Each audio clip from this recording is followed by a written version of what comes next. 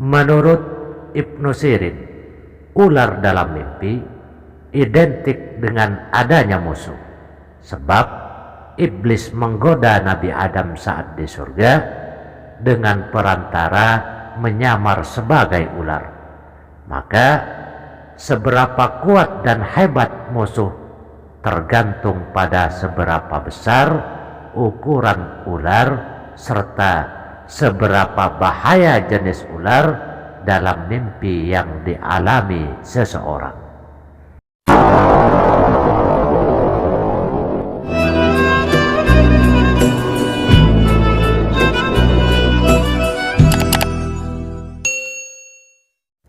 Bismillahirrahmanirrahim. Assalamualaikum warahmatullahi wabarakatuh. Alhamdulillah, Allahumma salli wa sallim wa barik ala Sayyidina wa maulana Muhammad wa ala alihi wa sahbihi wa barik wa sallim. Jamaah setia channel Maswil Huda, insya Allah kita semua dimuliakan Allah. Abu Al-Abbas Ahmad bin Sultan dalam kitabnya Qawaid Tafsir Al-Ahlam juz 1 pada halaman 138 mengklasifikasikan mimpi menjadi 4 bagian. Pertama, mimpi yang terpuji dari segi lahir dan batin. Kedua, mimpi yang terpuji dari segi lahir namun tercela dari segi batin. Maksudnya, secara lahir mimpi tersebut tampak baik, tetapi arti dari mimpi tersebut sebenarnya adalah buruk. Ketiga, mimpi yang secara lahir tampak buruk, tetapi secara batin diartikan sebagai mimpi yang terpuji. Dan yang keempat, mimpi yang tercela dari segi lahir maupun batin. Mimpi digigit ular masuk dalam kategori keempat ini, yakni mimpi yang buruk secara lahir dan batin. Selain itu, menurut Ibnu Sirin dalam kitab Tafsir Al-Ahlam pada halaman 112, ular dalam mimpi identik dengan adanya musuh, sebab iblis menggoda Nabi Adam saat di surga dengan perantara menyamar sebagai ular. Maka seberapa kuat dan hebat musuh tergantung pada seberapa besar ukuran ular serta seberapa bahaya jenis ular dalam mimpi yang dialami seseorang. Dan seberapa besar bahaya musuh yang mengenai dirinya tergantung pada seberapa kuat ular tersebut menggigit dirinya dalam mimpinya. Jika dalam mimpinya ia melawan serangan ular, itu berarti musuh yang menyerangnya pun akan dilawan orang yang mengalami mimpi tersebut. Jika ia mampu membunuh ular, maka itu berarti ia akan menang melawan musuhnya.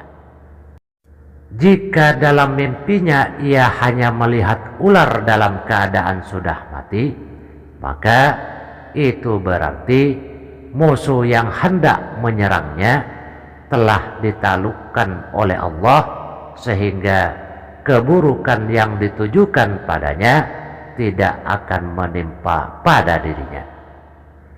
Jika ia bermimpi tubuhnya dililit oleh ular, maka itu berarti menunjukkan banyaknya teman yang sejatinya merupakan musuh bagi dirinya tanpa ia sadari.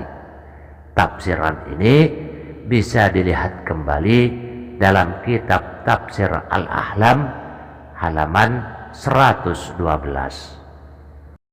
Syekh Abu Bakar Muhammad bin Umar Al-Ihsani dalam kitab Jami' Tafsir Al-Ahlam pada halaman 193 mengategorikan jenis musuh dalam ilmu tafsir mimpi juga dapat dilihat dari letak ular yang dialami dalam mimpi seseorang.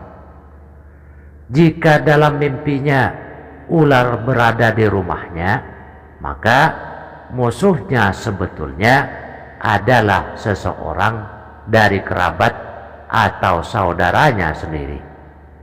Jika ular berada di dalam kamar pribadi atau di kasur yang ada di kamarnya, maka musuh yang menyerangnya sebetulnya adalah istrinya sendiri. Jika letak ular itu berada di luar rumahnya, maka musuhnya bukan dari kalangan keluarganya atau orang yang ada di tempat yang jauh. Penafsiran ini bisa dilihat kembali dalam kitab Jami' Tafsir Al-Ahlam pada halaman 193. Ada pula yang menafsirkan gigitan ular berdasarkan tempat gigitan ular. Jika dalam mimpinya ular menggigit tangan kanan, maka itu berarti ia akan mendapatkan uang yang sangat banyak. Jika ular menggigit tangan kirinya, maka itu berarti dia telah banyak melakukan kesalahan atau dosa.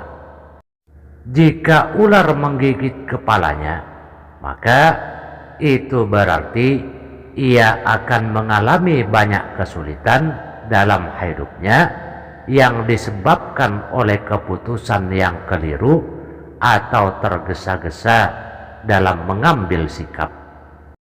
Dari beraneka ragamnya tafsir mimpi dari gigitan ular yang telah disebutkan, hendaknya kita selalu waspada tatkala mengalami salah satu dari berbagai kategori mimpi tentang digigit ular seperti yang telah dijelaskan, dengan tetap selalu berikhtiar dan berdoa agar keburukan dari mimpi yang kita alami dapat tercegah sehingga tidak menimpa pada diri kita. Amin ya rabbal alamin. Hanya sekian, semoga bermanfaat. Wassalamualaikum warahmatullahi wabarakatuh.